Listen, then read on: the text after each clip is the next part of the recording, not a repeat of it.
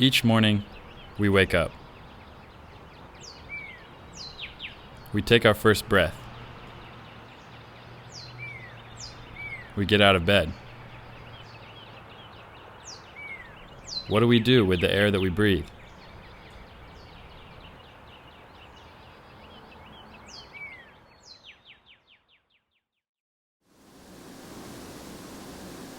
One time, about a year ago or so, we were wandering around after being at the river, decided we want to get some 40 ounces.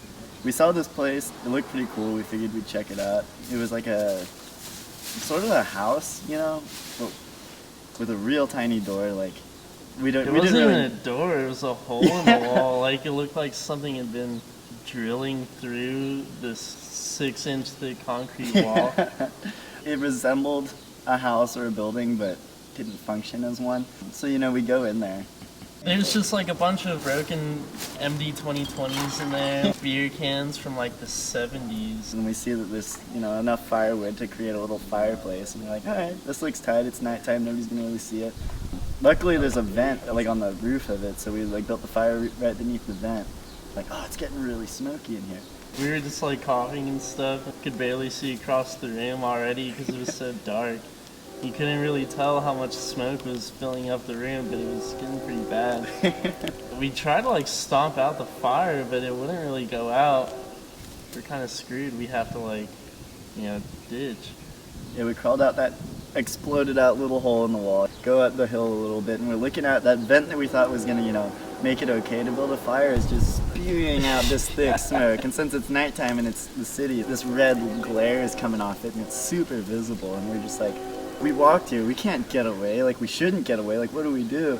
Start freaking out, like... Yeah, like should we call the cops on our own self? We might have crossed the line here. We go up just above the hill and we're like scratching our heads, trying to figure out what to do. We knew it was supposed to rain that evening and we feel a few drops and we're just like, whoa, it's over that vent, maybe the rain will go in there and we'll be saved. So we sit there a second and it starts coming down a little more and we find some shelter and we realize by chance, you know, just by luck, it's raining on top of this fire that could have totally screwed all of us. So that was pretty sweet. At that point we just went back home and found more 40 yeah, ounces found or more something. 40s. No more arson for us that night. Yeah, that night. That was super lucky. We didn't have any way of putting that out. And then, Did you learn anything from this? yeah, you know, if you're gonna do arson, make sure it's about to rain. Our heads are screwed on a little straighter. It was a stupid idea to begin with. Like, I don't think we didn't think it was stupid, but we know what could go wrong. Drown. Yeah, no, I'm still pretty, I don't know, I still pretty much do the same old dumb stuff. I mean, we've gone back since then, but we didn't start any fires or anything. Just kind of hung out and took it a little easier.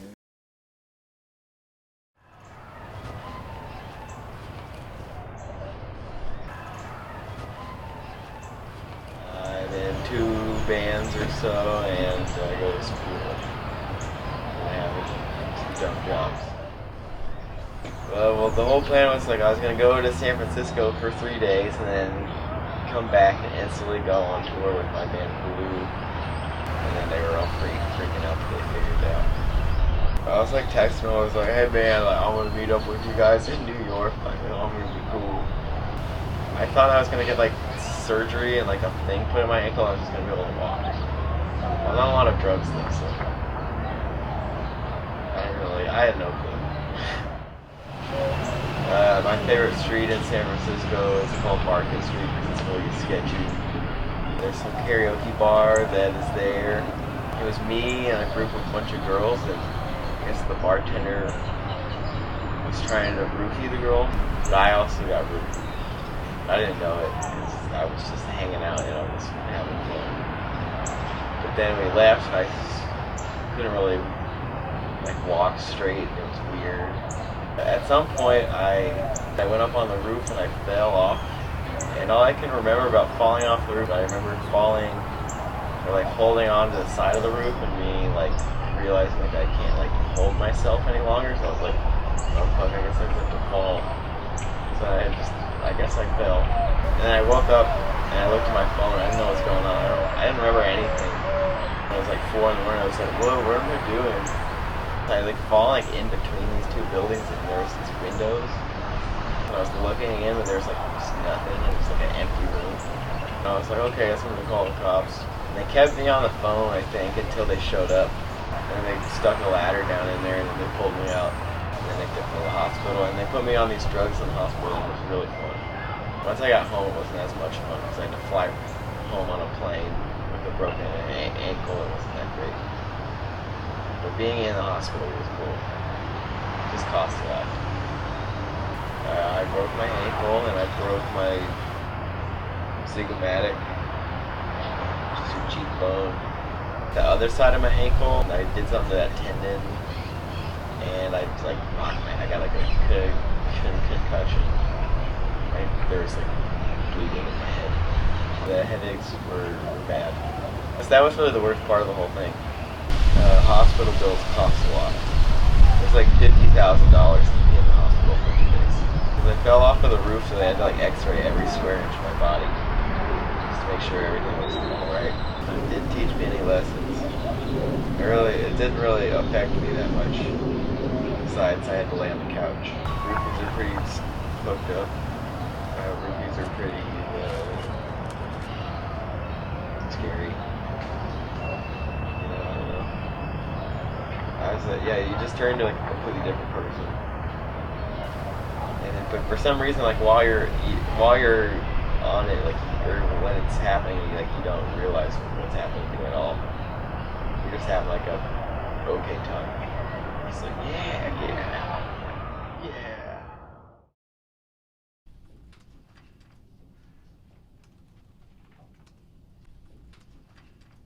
Stan Friedman. I teach psychology at Texas State University, and I have a private practice as a psychotherapist in Austin. I asked Dr. Friedman to weigh the value of the classroom against real-life experience. Depends what you're trying to learn.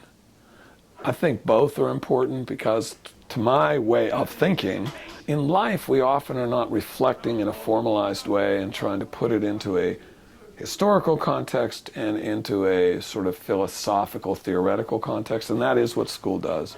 Most of the time in a classroom when it works, we're thinking of it slightly removed in a context, whereas in life, most of the time, we're just living. And so we're just doing what we do, and maybe we reflect on it later, maybe not.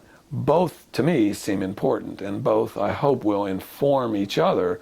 But certainly I hope the classroom informs our sort of lived world so that when we do think about it, we have some more formalized ways to think about our life and what we've done or what we haven't done. The thing about school is you get more immediate direct feedback of mistakes. The red pencil, however that works. What constitutes a mistake in life, it just takes so much longer typically unless we do something, really dumb. What may appear to be a mistake early may not be later. Or vice versa. In life it may take a long time to get that out. In a classroom it's much shorter. Again, hopefully by learning in a classroom that informs our ability to learn outside the classroom. So I would say both are important. You can get by without school. You can live a full life without going to school. It just seems to me it gives, for people who use it well at any rate, it gives a greater depth and fullness to that.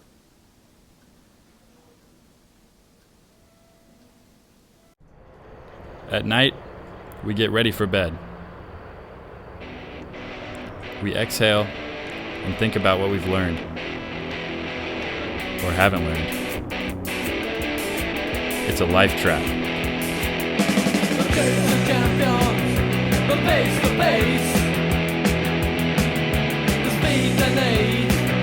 The need to seize, the chance to die.